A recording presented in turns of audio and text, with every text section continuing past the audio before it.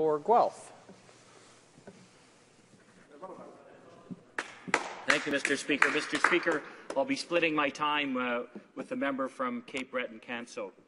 Mr. Speaker, the citizens of London, Ontario are hurting this week in the wake of Caterpillar shuttering the electromotive diesel plant, throwing 450 out of work in an economy where we found out at the same time that unemployment is up over last month to 7.6%, now approaching American levels of unemployment.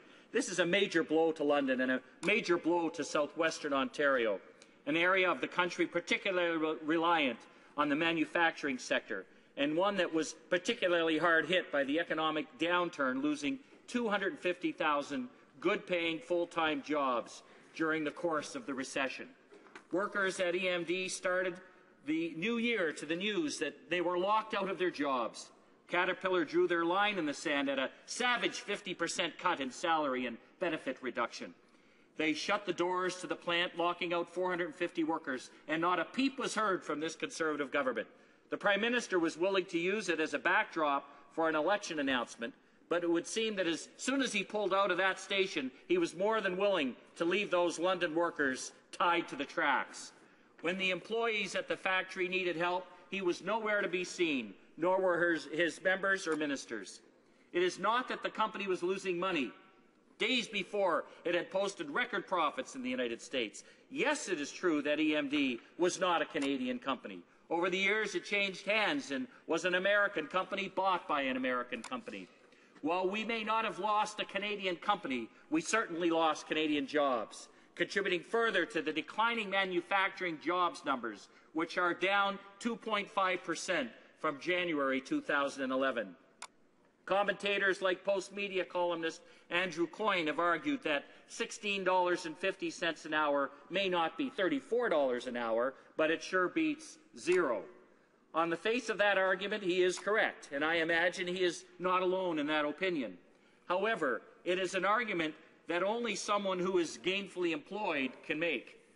It is a truly difficult task for he or I, for that matter, to put ourselves in the shoes of the welder or assembler who works for a living, makes a budget in order to pay the mortgage on a home, make car payments, buy groceries, pay for braces, pay for soccer, pay for university tuition, and maybe, at the end of that paycheck, save a buck or two for a pension. That, coincidentally, the Conservative government is set to claw back. Most Canadians don't have to wonder from day to day whether they will receive their full salaries. They can bank on it, make priorities, and live their lives. These are events that traumatize families and their children and the communities in which they live, and we must stop looking at them like statistics. We either decide to do nothing about them and hope to manage the rise and fall of what some dismiss as a few percentage points here and there, like this current government, treating families out of work like numbers to be moved around on a board, or draft meaningful legislation and regulations to ensure that investment in Canada by foreign companies is sustainable and truly in the net best interest of Canadians. Caterpillar went into the negotiations without any intention of conceding more than the severe cuts it was offering, and it is very hard to believe that when they locked employees out of the plant on January 1st, that they were willing to ever open up those doors again, except to crate up the machinery and ship it south, despite assurances to the union that the company was not looking to move its jobs south. As soon as they were sure there would be no concerns of union resistance in Indiana, London was closed and they were gone. In a January 17th editorial in Indiana's Muncie Star Press, the paper wrote that, quote, "London's loss could be our gain, but we'll take the jobs," end quote. In fact, over the past few days and heading into the coming weeks, Progress Rail is holding job fairs in and around Muncie area in order to replace the London jobs in their new factory.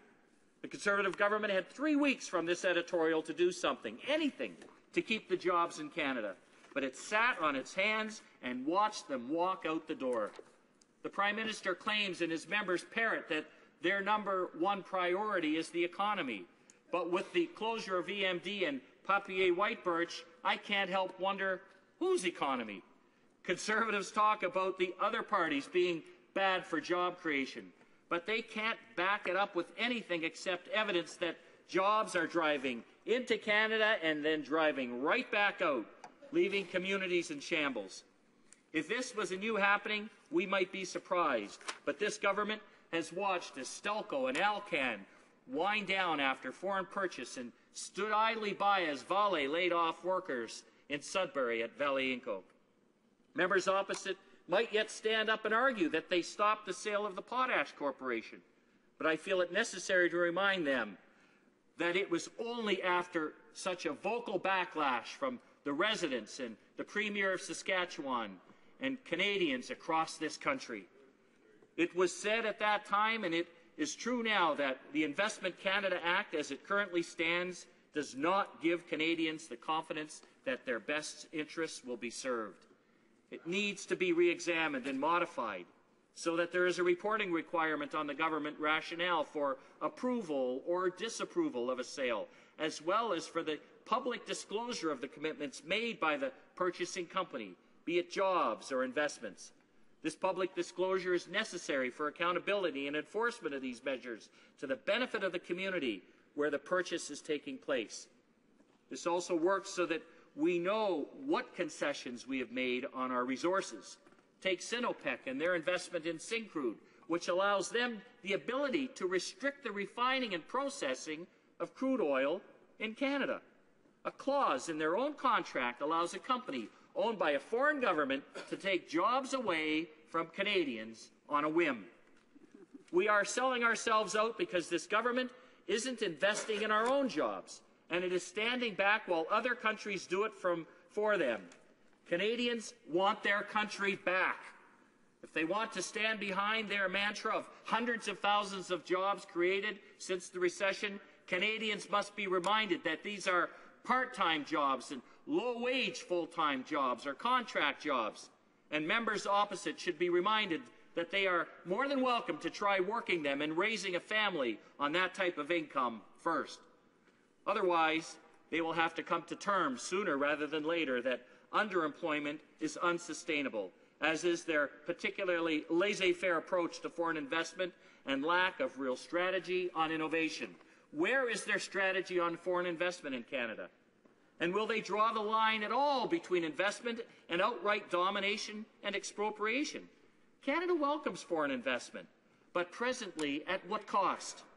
We are walking into an unhealthy reliance on a branch plant economy, leaving us, especially southwestern Ontario, vulnerable to openings and closing. This government is not standing up for jobs in Canada. Pilots in my riding have called and written to me to say that they and other airline employees, like postal workers before them, are stuck between a rock and a hard place where they are being forced to take whatever deal is offered, facing the likelihood that they will only get a worse deal if the issue winds up in this House. The Conservative government is not standing up for workers. It's not just jobs right now that the Conservatives are falling behind on, but jobs of the future by consistently ignoring opportunities to invest in green jobs and green technology. A year and a half ago, I attended the opening of Canadian Solar, an internationally recognized leader in the production of solar modules at its plant in Guelph, Ontario.